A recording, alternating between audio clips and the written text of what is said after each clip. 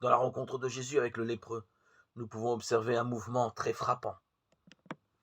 Un lépreux, un proscrit, interdit de contact, exclu, condamné à n'approcher personne, à se tenir à l'écart des villes et villages et à signaler sa présence à distance. Un lépreux s'approche pourtant de Jésus. Non seulement celui-ci ne le repousse pas, mais il le touche. Ce contact entre Jésus et l'impur est décisif.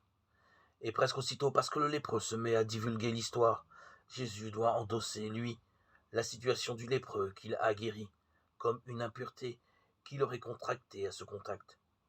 Il ne peut plus entrer dans une ville, il doit rester en dehors, dans les lieux déserts. Mais le mouvement paradoxal ne s'arrête pas là. Il rebondit encore. Et l'on venait auprès de lui de partout.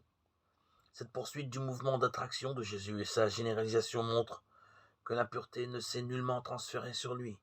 Il reste bien le centre vital autour duquel gravite le monde.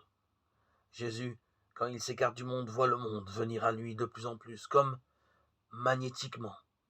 Puissance du magnétisme de Jésus, prophétie en acte. Quand je serai élevé de terre, j'attirerai tous les hommes à moi. Jean 12, 32.